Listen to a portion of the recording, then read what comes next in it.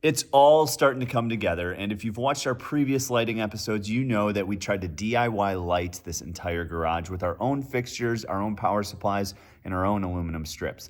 That didn't really work out the way we wanted. It was great, high-quality dimmable light, but they weren't bright enough. So we've gone to some pre-built fixtures. We're gonna cover what those fixtures are, what the specs are, and how much more we've increased in performance versus the DIY stuff. Don't worry, we are still going to do a few episodes on finishing up the RGB lights across the ceiling, but let's get into what fixtures I picked and why I picked them.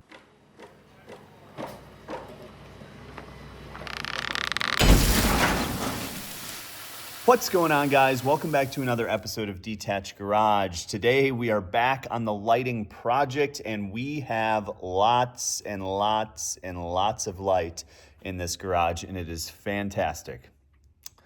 These Milwaukee job site lights have powered the light in this garage for a long time, and I am finally so happy to get some 5000K dimmable LEDs up in this garage. It has completely transformed this space, and you know, we thought it was going to be a little bit too bright in locations, but it has been absolutely perfect. The wife is even on board with it, which is always a good thing. So today what we're going to do is we're going to take down these Milwaukee job site lights, and then we're going to talk to you about what fixtures we picked out, why we picked them out, and then some of the features and specs, and kind of compare them to the old LEDs that we had for the DIY garage shop lights. All right, guys, so we really have two areas to talk about. We've got this main garage area here, and then we've also got the wash bay over here. So for the main garage, you can see I actually still have a few strips of the DIY LEDs up here. I need to disconnect that and take that down. But for this section, what we went with is the Cree linear LS fixtures. And so we went with the 12,000 lumen. And so the garage is 27 feet wide. And so if you take up 6 inches of wall on each side, it leaves us with about 26. And so we went with 3 8-foot fixtures all the way across. And so we went with 5 sections of 3-foot fixtures, or I'm sorry, 5 sections of 3 8-foot fixtures. So roughly 15 fixtures total for this big garage area. What we did is we ended up spacing them off the wall equally on each side to get a nice linear look. And so it fills the space really, really well. This fixture here, we're 24 inches off the wall. So there might be some shadow here, but again, this is where the workbench and the cabinets are gonna go, and I'll have some downlighting coming off the upper cabinets up there. So that won't cast too much of a shadow. But this is on high. The lights are at their max brightness and their max output, but they are dimmable. So in a little bit, we'll get the light meter out and we'll kind of show you what we can do from a dimming perspective. So in the wash bay, we chose to go with the vapor tight LEDs. So these are fixtures that actually have a vapor tight basically diffuser on them. You can see all the little clips along here that tighten that down so moisture and vapor can't get inside. So we went with 6 total fixtures. We kind of tried to get one on the center here. It's not completely centered on the garage door, but it is centered along this wall. So getting that symmetry there. So we've got 2 that kind of transition into the big garage area. And then we've got 2 sets in the middle and 2 sets on that end as well. The biggest dead space right here would be right here, but it kind of, these wash bay lights help fill that dead space a little bit. We couldn't mount another set of Crees on this because this is where the magic stairs comes down, and it would kind of clip it and hit it off if we tried to mount it right there. So these wash bay lights are dimmable as well. That was really something I was looking for. These are on full brightness as well. We'll get the light meter out and we'll start measuring some things of full dim, not, but we'll do that later tonight when it's fully dark out so we don't get any additional light coming in through the garage doors or the windows or whatnot. So a little bit more about these Cree LEDs. They basically come in 3 pieces. There's a base plate that kind of mounts and then the driver that comes with the driver, and then the actual LEDs snap into that, and then there's a diffuser over the top of that. We had a few that shipped and were cracked, so I've got those marked up here. We filed a warranty claim and they are sending those. So we will get those in as soon as we can. But a cool fact about these, there's multiple different configurations you can buy, but these are made right here in Wisconsin, in Racine, Wisconsin. So Cree manufactures these right outside of Milwaukee, just south in Racine.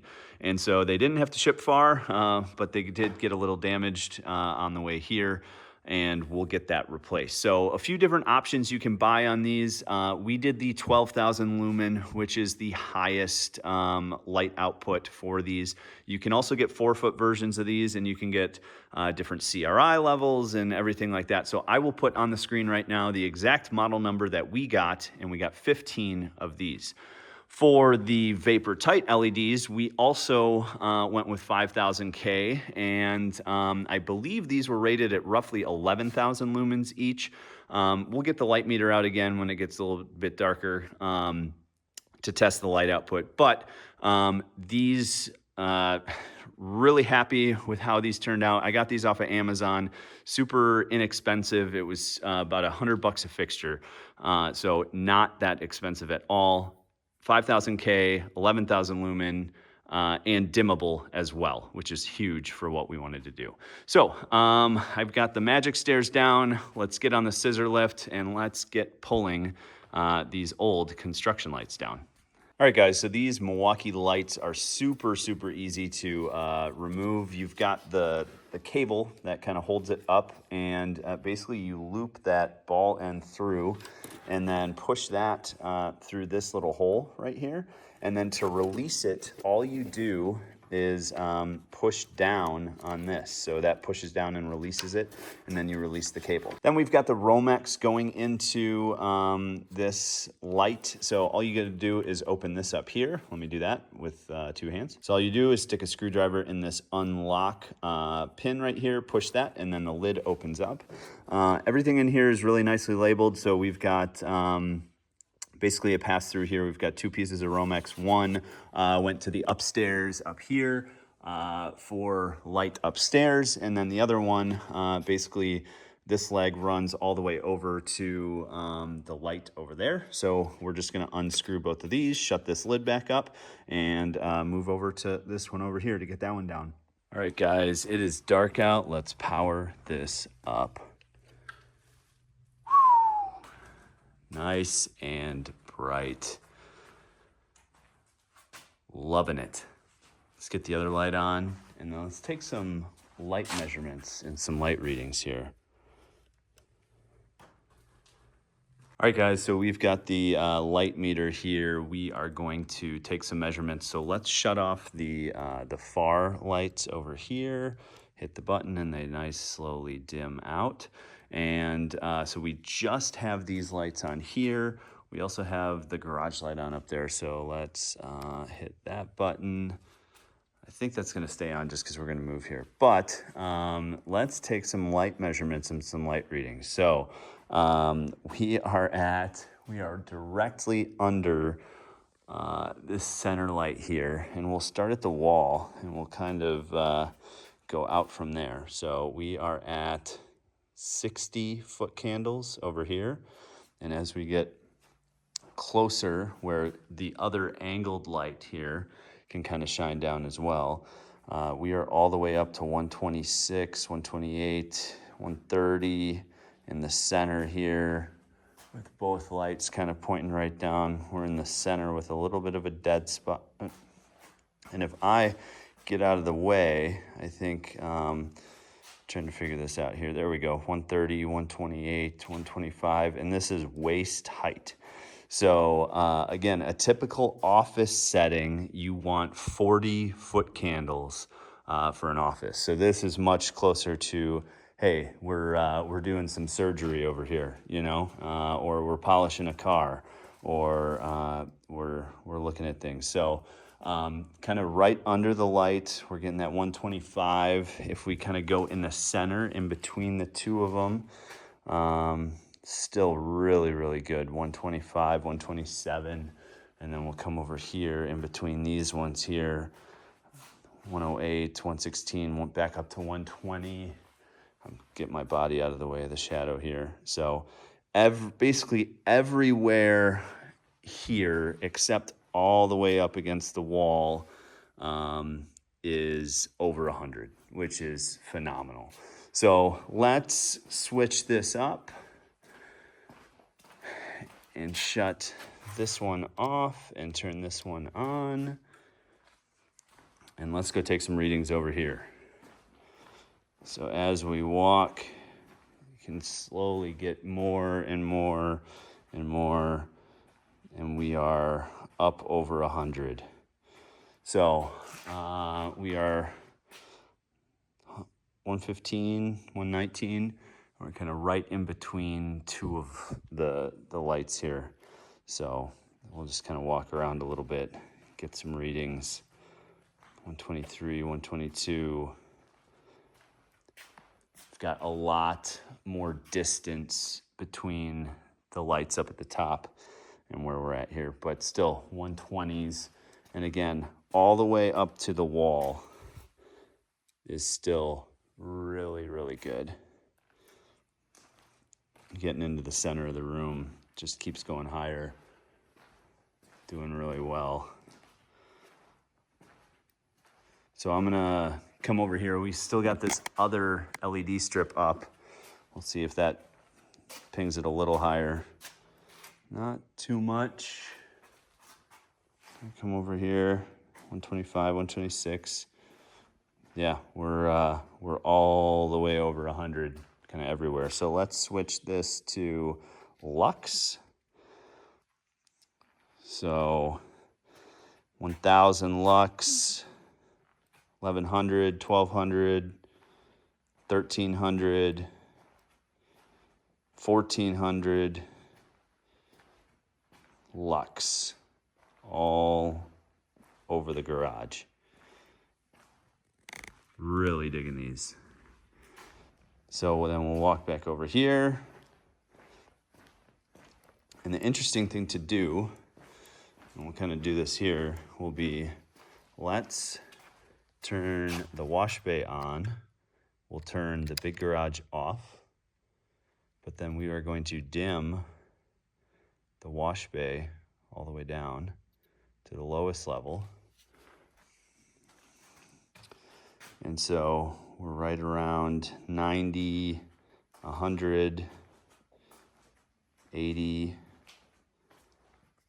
And so the interesting thing is this is about the level that we were at with one of the LED strips on from before. So huge, huge improvement. And that was full brightness on that one strip.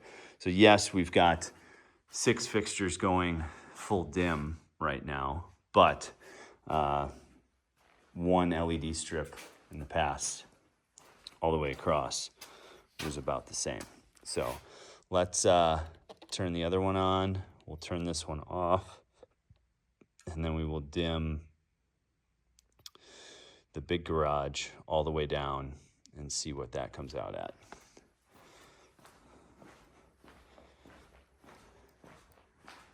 So we're all the way dim over here. We got lux, 100 lux, 90 lux, 100, 90. So still relatively, you can see the difference in brightness between the garage door light and the lights up top. It's still sitting around 180. We'll switch to foot candles here. So 9 foot candles. Again, this is roughly the same as we were with the single LED strip. Probably be a little bit brighter over here. Yep, 13, 15, just because we still got that one LED strip up there. So, but man, these lights are awesome. Dimmable. We'll turn both sets on full dim, and then we'll kind of show you what it looks like. Put this over here. Get this up here. That's full bright. We'll turn it all the way down to full dim. Kind of equalize the garage here. And then I'm going to push both settings here, and we'll bring both lights up to full bright. So we are at full bright for both. And let's get some light readings of that. We are 1200, 1100, 1200, 1300, 1200. Lots and lots of beautiful light all the way around. This is awesome. So are the lights a little overkill? Maybe, but if you're doing surgery on a car, you probably want some good lighting all the way around. Thank you so much for watching. Thank you so much for following along on this DIY turned into not DIY journey. We will keep going on the DIY RGB lights in a future episode. If you have any questions on these Cree lights or these wash bay lights over here, please let me know. Thank you so much for watching Detached Garage, and I hope to catch you in the next episode.